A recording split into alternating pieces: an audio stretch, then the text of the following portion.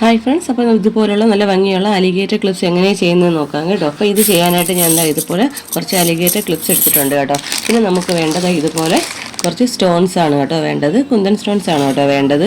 പിന്നെ ഞാനിത് ചെയ്യാനായിട്ട് ഇവിടെ B70 ഗം എടുത്തിട്ടുണ്ട്. അപ്പോൾ നമുക്കിത് എങ്ങനെ ചെയ്യാൻ നോക്കിയാലോ. കുട്ടികൾക്ക് നല്ല ഭംഗിയായിട്ട് നമുക്ക് പെയർ ചെയ്യാൻ പറ്റുന്ന രീതിയിലാണ് കേട്ടോ നമ്മളിത് ചെയ്യുന്നത്.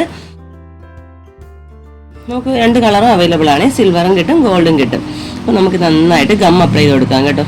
ഞാൻ പറഞ്ഞല്ലോ B70 എടുത്തേക്കുന്നത് അത്യാവശ്യം നല്ല രീതിയിൽ ഗ്ലൂ അപ്ലൈ ചെയ്ത് കൊടുക്കുക കേട്ടോ.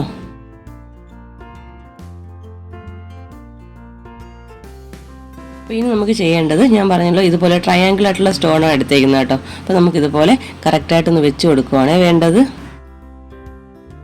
നമുക്ക് ഏത് ഷേപ്പിനാണോ വേണ്ടത് അതനുസരിച്ച് വെച്ച് കൊടുക്കാം.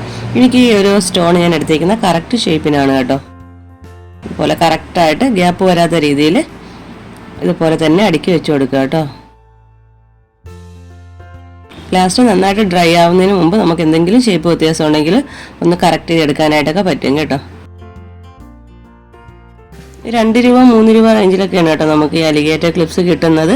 അപ്പോൾ നമുക്കിത് വാങ്ങിയിട്ട് നമ്മുടെ കുഞ്ഞുങ്ങൾക്ക് ഡ്രസ്സിന് പെയറായിട്ട് നമുക്ക് സ്വന്തമായിട്ട് തന്നെ ചെയ്തെടുക്കാൻ പറ്റുന്ന നല്ല ഭംഗിയുള്ളൊരു ക്ലിപ്സാണ് കേട്ടോ ഇത്. അപ്പോൾ ഞാനിതിപ്പോൾ മോക്ക് വേണ്ടി ചെയ്യുന്നതാണേ. ഇതുപോലെയാണ് കേട്ടോ ഇതിൻ്റെ ഫൈനൽ റിസൾട്ട് വരുന്നത്.